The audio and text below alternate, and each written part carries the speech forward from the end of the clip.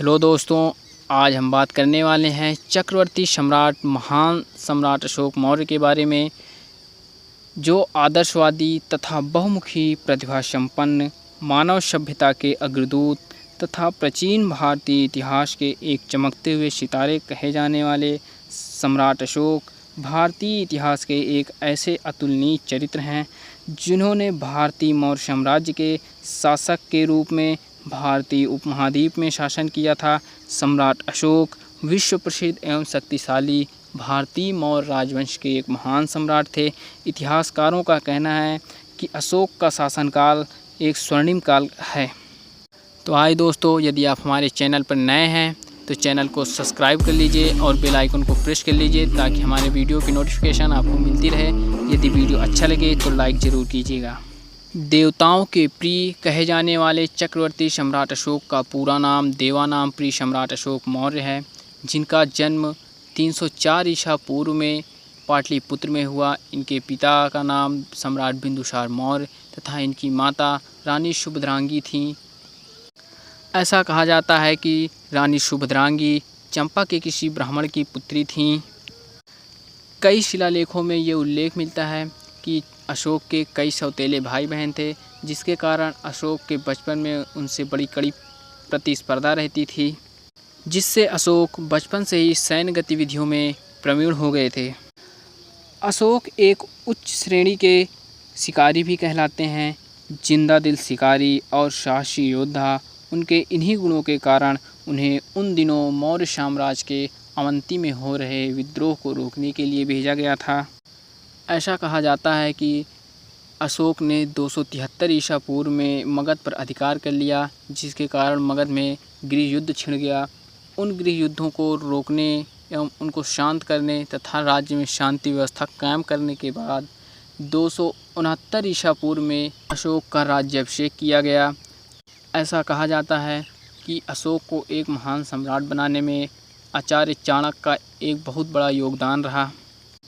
269 ईसा पूर्व में अशोक का राज्यारोहण होने के पश्चात अशोक ने अपनी सीमा सुरक्षा तथा दक्षिण भारत से व्यापार करने के उद्देश्य से 261 ईसा पूर्व में कलिंग पर आक्रमण कर दिया, जिसके कारण एक भीषण युद्ध हुआ। इस युद्ध में 1 लाख लोग मारे गए तथा लगभग 1.5 लाख व्यक्ति बंदी बनाए गए। इस भारी नरसंहार में अशोक की विजय हुई। कहा जाता है कि यह युद्ध अशोक के जीवन का अंतिम युद्ध था। इस युद्ध के पश्चात ही चंडाशोक कहे जाने वाले अशोक धम्माशोक में बदल गए। कहा जाता है कि अशोक ने कलिंग युद्ध में भारी नरसंहार को देखने के बाद इनका हृदय मानवता के प्रति दया और करुणा से उद्वेलित हो गया और उन्होंने इस युद्ध के बाद युद्ध क्रियाओं को बंद करने की प्रतिज्ञा की और इसके पश्चात आध्यात्मिक और धम्म विजय युग का आरंभ हुआ। अशोक ने महान बौद्ध धर्म को अपना धर्म स्वीकार कर लिया। बौद्ध धर्म उस समय का एक प्रचलित धर्म था, जिसकी स्थापना तथागत गौतम बुद्ध ने की थी। कहा जाता है कि अशोक ने कलिंग युद्ध में भारी नरसंहार को देखने के बाद युद्ध से छुटकारा पाने का उपाय किसी बौद्ध भिक्षु से पूछा।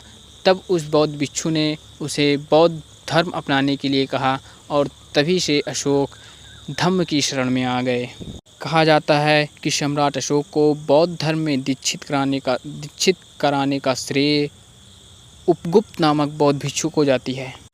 अशोक को अपने कुशल प्रशासन एवं बौद्ध पंथ के प्रचार के लिए जाना जाता। सम्राट अशोक ने संपूर्ण एशिया तथा आज के अन्य महाद्वीपों में बौद्ध धर्म का प्रचार किया। कहा जाता है कि अशोक ने ही बौद्ध धर्म को विश्व धर्म के रूप में मान्यता दिलाई। अशोक ने बौद्ध धर्म के प्रचार के लिए अपने पुत्र महेंद्र तथा पुत्री संघमित्रा को श्रीलंका भेज दिया था। उस समय तक मौर्य राजवंश के चक्रवर्ती सम्राट अशोक मौर्य का साम्राज्य उत्तर में हिंदू कुश तथा तक्षशिला की श्रेणियों से लेकर दक्षिण में गोदावरी नदी तक, सुवर्णगिरी पहाड़ी के दक्षिण तथा मैसूर तक तथा पूर्व में बांग्लादेश, पाटलिपुत्र से पश्चिम में अफ़गानिस्तान, ईरान तथा बलूचिस्तान तक पहुंच गया था। मौर्य राजवंश का साम्राज्य आज का संपूर्ण भारत, पाकिस्तान, अफ़गानिस्तान, नेपाल, म्यांमार, भूटान के अधिकांश भूभाग पर था। यह भारतीय साम्राज्य उस समय से लेकर अब तक का सबसे विशाल भारतीय साम्राज्य रहा। चक्रवर्ती सम्राट अशोक विश्व के सभी महान और शक्तिशाली राजाओं की पंक्ति में हमेशा शीर्ष स्थान पर ही रहे हैं। सम्राट अशोक भारत के सबसे महान सम्राट थे, इसीलिए इन्हें चक्रवर्ती सम्राट अशोक कहा जाता था। सम्राट अशोक ने अपने समय में 84,000 स्तूपों का निर्माण कराया था, जो आज भी विश्व के कोने कोने में स्थित हैं। सम्राट अशोक ने अपने समय में 23 विश्वविद्यालयों का भी निर्माण कराया, जिसमें तक्षशिला, नालंदा, विक्रमशिला तथा कांधार आदि प्रमुख हैं। कहा जाता है कि न्यायप्रिय प्रजापालक चक्रवर्ती सम्राट अशोक ने इस भारतवर्ष पर 36 वर्षों तक शासन किया। उसके बाद 232 ईसा पूर्व में चक्रवर्ती सम्राट अशोक ने अपना देह त्याग दिया।